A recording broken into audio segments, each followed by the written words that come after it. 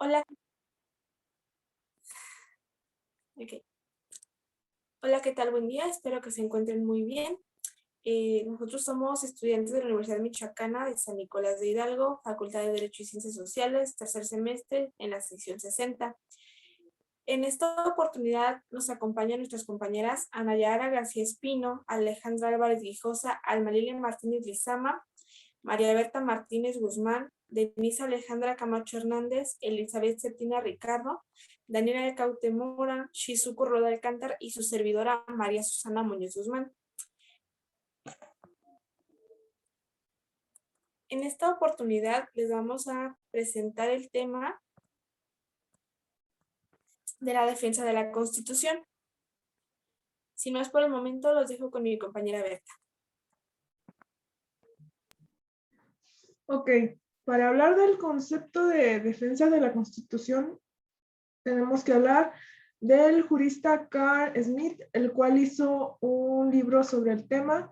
Él decía que la Constitución debería de ser defendida principalmente por un mandatario principal, dado a que éste llevaba la capacidad de neutralidad y de mandato, donde se debería de tomar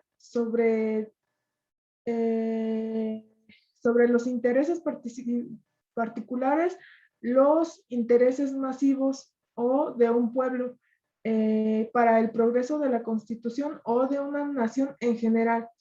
Esta está integrada por instrumentos jurídicos y procesales para conservar la norma constitucional, como para prevenir la violación, de reprimir el desconocimiento y sobre todo lograr el desarrollo y la evolución de la Constitución.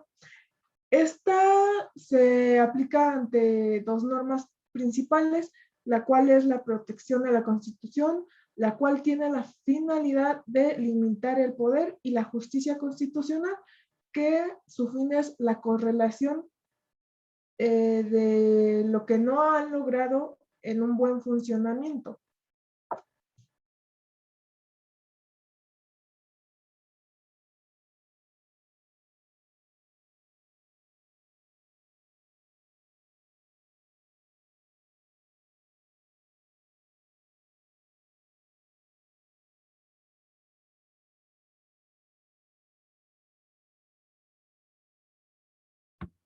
Yo les hablaré sobre el tema de las garantías constitucionales como objeto de la justicia constitucional en cuanto compete a su concepto. Como sabemos, las garantías constitucionales han ido evolucionando. Esto se originó con los revolucionarios franceses a partir de la consagración de la Declaración de los Derechos del Hombre y del Ciudadano de 1789, que en su artículo 16 establecía que toda sociedad en la que la garantía de los derechos no está asegurada ni determinada la separación de poderes no tiene constitución. Se equipara a las garantías constitucionales con los derechos de las personas humanas. Esto hablando de un significado original, ya que éstas se encuentran plasmadas en lo que son las constituciones de los países que tienen superioridad respecto a las demás normas legislativas.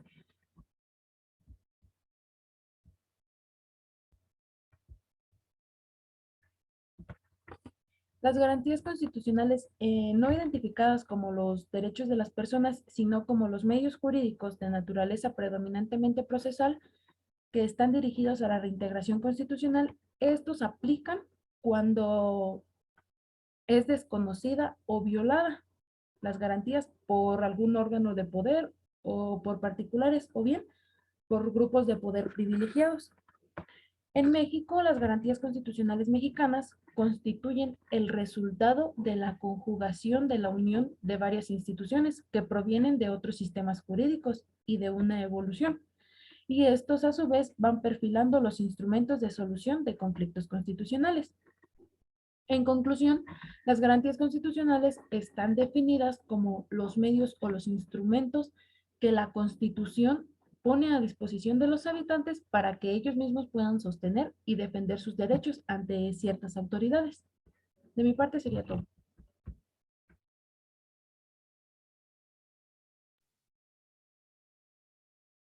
Les hablaré de las garantías constitucionales objeto de la justicia constitucional y diré principalmente los antecedentes y también su evolución. Como se puede observar en la imagen, dice, este principio puede considerarse elemental y tiene sus raíces en el constitucionalismo norteamericano. Sin embargo, solo se consolidó en Europa continental hace pocas décadas con la adopción de la noción de constitución rígida, el principio de su supremacía, la garantía de la nulidad de los actos estatales que los vulneren, la consagración constitucional de los derechos fundamentales y la consideración de la Constitución como norma de derecho positivo directamente aplicable a los ciudadanos. Ok. Aquí como observación se podría decir que esta aceptación incluso fue calificada hacia finales del siglo pasado como producto de una revolución que los países europeos solo en las últimas décadas de dicho siglo comenzaron a redescubrir.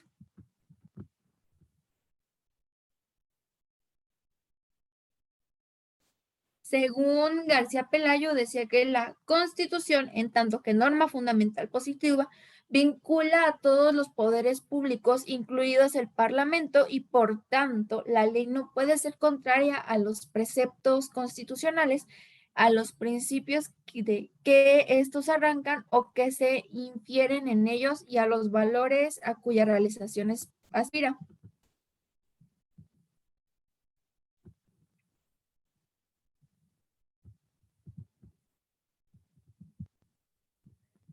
Ahora su evolución.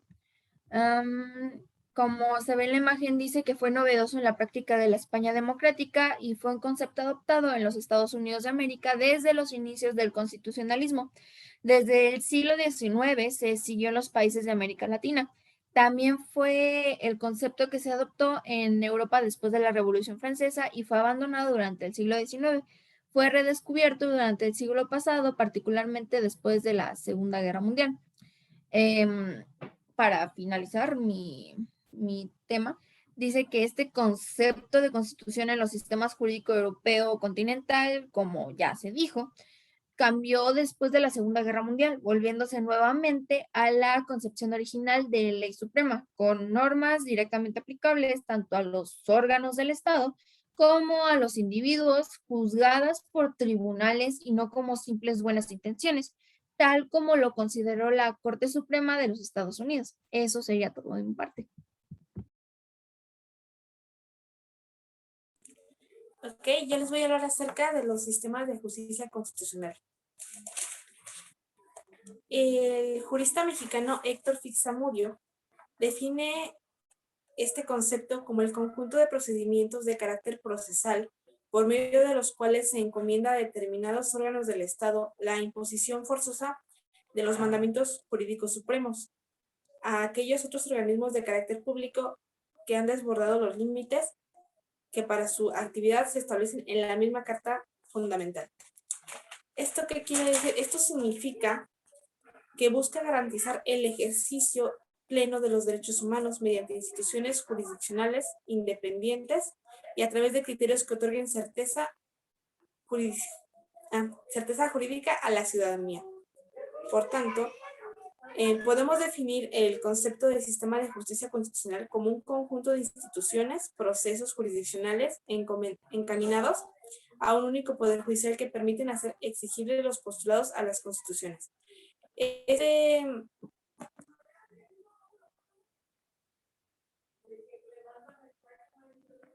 antecedente más cercano que conocemos se remonta a Estados Unidos y nace durante la sentencia del juez Marshall en 1803 en el caso Marbury contra Madison y se caracteriza por establecer un control difuso donde todo juez puede inaplicar la ley cuando ésta se considere contraria a la Constitución con el límite de la vinculación y las decisiones del Tribunal Supremo.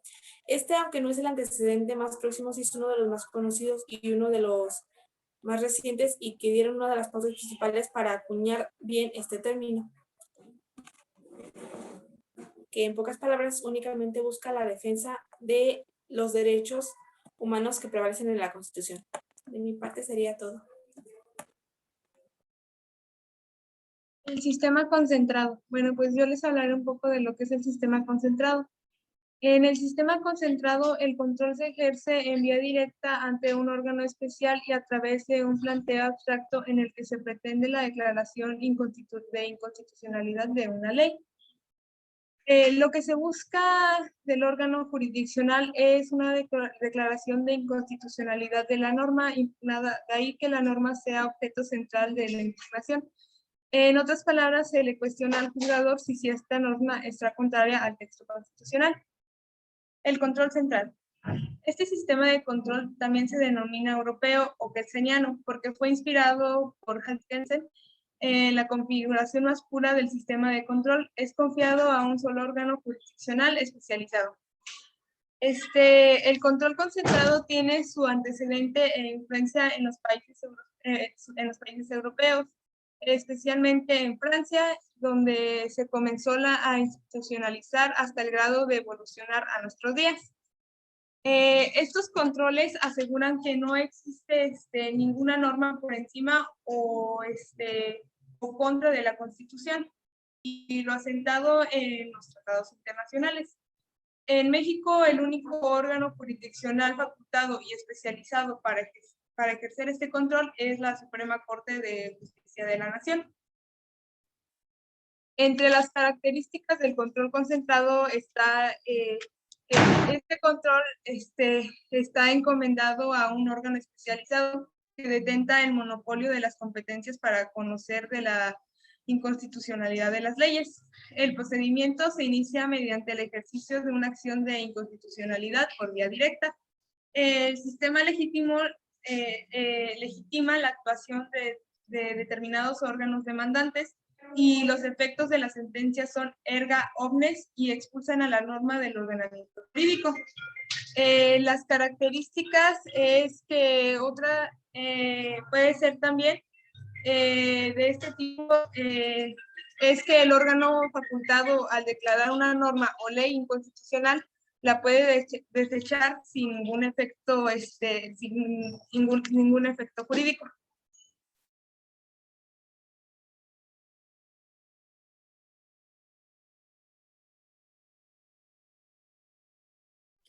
Pues yo les voy a hablar sobre el sistema difuso en derecho y pues este es denominado como un control de constitucionalidad. También se dice que es un medio necesario en cualquier sistema jurídico. Este sistema difuso lo usa cualquier juez o tribunal porque pueden ejercer la función de revisión de las leyes y de los actos. Es decir, que ya no indaga sobre la existencia de un interés legítimo o un derecho subjetivo afectado. También dice que todo juez debe pues adecuarse en su actuación a los parámetros constitucionales, es decir, que tiene que usar este sistema difuso. Por otra parte, también consiste y funciona, también sirve para realizar una evaluación cualitativa de alguna cantidad física y es un conjunto difuso que establece un grado de pertenencia de forma que un elemento pues pertenece a un conjunto difuso con cierto grado. Normalmente se consiste en aplicar las normas constitucionales a casos muy concretos, como lo mencionó mi compañera Susi, ella con el caso de Marbury contra Madison. No se podía, anteriormente no se podía porque los jueces solo podían aplicar las normas de su jurisdicción. Un ejemplo, que solamente podían aplicar normas del Código Penal local, aunque fuera inconstitucional. El caso del que yo les puedo hablar acerca de por qué surgió este control difuso es el caso de Radilla Pacheco. Se refiere a la responsabilidad internacional del Estado por su desaparición forzada. Rosendo Radilla Pacheco fue desaparecido por Fuerzas Armadas Mexicanas. Así también después de esto, su desaparición quedó sin investigarse y tampoco quedaron personas como encerradas a causa de estos, quedó impune. Su desaparición, como lo mencioné, fue forzada y fue por militares en el año de 1974. Nuevamente en el año 2009, perdón, su familia volvió a abrir el caso y la Corte Interamericana en un juicio, la Corte Interamericana de Derechos Humanos notificó la sentencia en la que condenó al Estado de México y fue así como nació el control difuso. También llegaron al acuerdo de que se habían violado derechos de Radilla Pacheco, como fue el de la libertad, integridad personal, a la vida, al reconocimiento a su persona, integridad física y mental, y también a sus garantías judiciales, entre otras. Esto se establece que fue un delito porque se llevaron a esta persona a la fuerza y la desaparecieron, y en el artículo 14 constitucional dice que queda prohibido entregar, extraditar, expulsar o deportar a alguna persona sabiendo que está en peligro de ser sometido a una desaparición. Entonces este control o sistema difuso se manifestó pues en sentencias en México por parte de la Corte Interamericana de Derechos Humanos.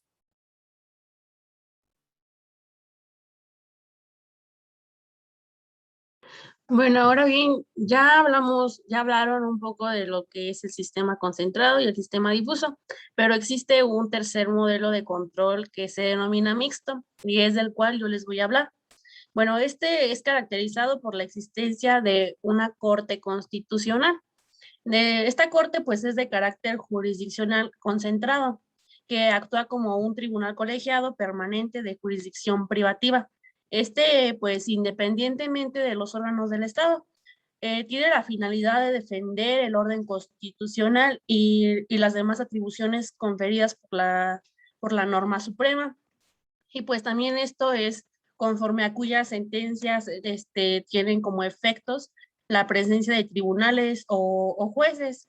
Este es más como el sistema difuso, o sea, porque son varios órganos en la cuestión de los jueces, a los cuales pues se les ha dado la competencia específica para realizar un control difuso, es lo que les estaba mencionando.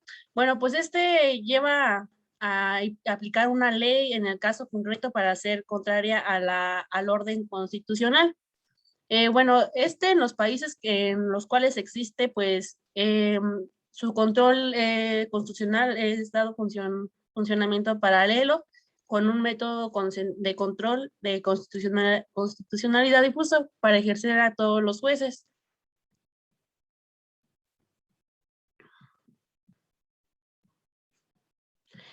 Bueno, este control está concentrado en las leyes principales de carácter con más importancia.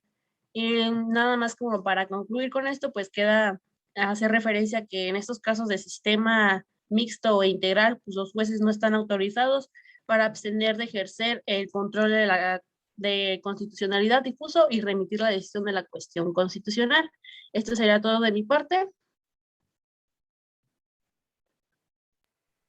Bueno, pues yo les voy a hablar un poco del derecho procesal constitucional. El derecho procesal constitucional es probablemente la disciplina jurídica más nueva, pues,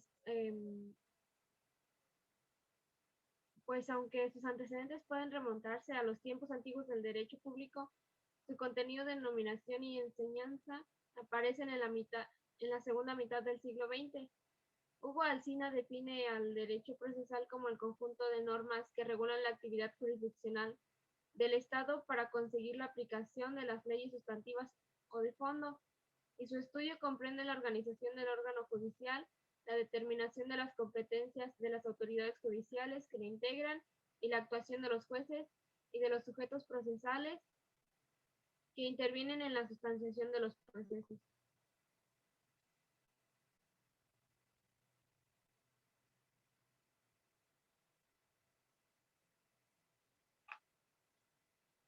Las principales materias que necesariamente debe recoger el derecho procesal constitucional y que requieren urgente respuesta de los especialistas se precisan a continuación. El control de constitucionalidad de los actos públicos y si este debe ser concentrado, difuso, a priori o a posteriori. En caso de optarse por el control concentrado, si este debe dársele a un tribunal constitucional, a salas constitucionales en la Corte Suprema pues se estima mejor contemplar un control compartido en el que otros tribunales pueden controlar la constitucionalidad de los actos públicos o privados, como es en Chile y caso actual de los tribunales electorales, y de las Cortes de Apelaciones cuando conocen estas últimas del amparo y de la protección de garantías constitucionales, y cuáles deben ser los principios aplicables para lograr una eficiente aplicación e interpretación de la Constitución, analizar la competencia adicional del Tribunal Constitucional como tribunal de emergencia para resolver los grandes conflictos políticos, a fin de evitar que los principios informadores orgánicos y la realidad de cada país deben iluminar al constituyente para escoger la mejor forma de justicia constitucional.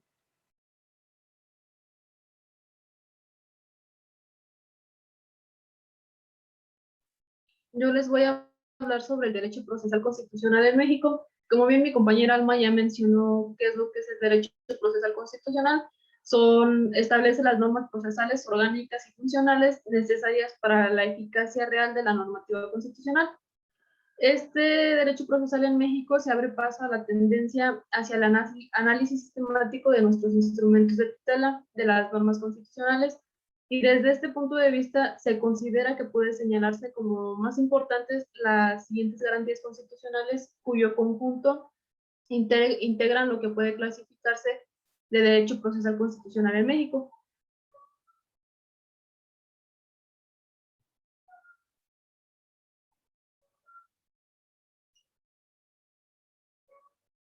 El primero es el juicio político. El juicio político es un enjuiciamiento de los altos funcionarios de los 3 órganos de gobierno. Este es por infracción política, especialmente a la Constitución. Se encuentra en el artículo 110 constitucional. Las controversias constitucionales es un proceso jurisdiccional de control de regularidad constitucional, teniendo a la Suprema Corte de Justicia de la Nación como instancia única en la que se dirimen los conflictos de inconstitucionalidad. La tercera es la acción abstracta de constitucionalidad. Este es un mecanismo legal que se utiliza para reclamar normas inconstitucionales y que por ende van en contra de la Constitución. Este se encuentra fundamentado en el artículo 105, fracción 2. El procedimiento investigatorio de la Suprema Corte de Justicia. La Suprema Corte de Justicia de la Nación está fundamentada para designar a alguno de sus miembros para investigar a algún juez o algún magistrado. Se encuentra en el artículo 97, párrafo 2 y 3. El juicio de amparo es un medio de defensa con el que cuentan todas las personas.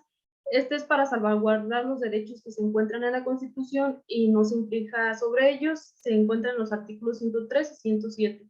El juicio para protección de los derechos políticos electorales es un medio de impugnación en materia electoral a través de los cuales los ciudadanos pueden solicitar la protección de los derechos político-electoral.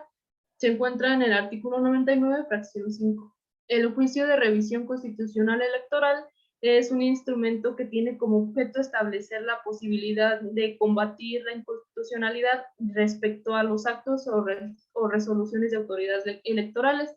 Se encuentra fundamentado en el artículo 99, fracción 4. Sería todo de mi parte. Para finalizar y a manera de conclusión, podemos decir que a pesar del hecho de que el término defensa constitucional es relativamente nuevo, este ha sido acuñado anteriormente por varios estudiosos y peritos en derecho. Y por tanto podemos decir que son las herramientas que brinda el Estado y la ley para la defensa de los derechos contenidos en la Constitución. Y por tanto, este también se defiende a través de los mismos procesos que marca la propia Constitución y la ley como Carta Suprema.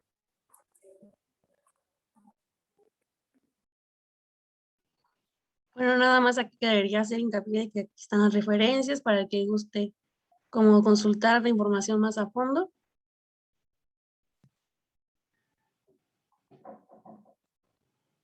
Y pues gracias por su atención.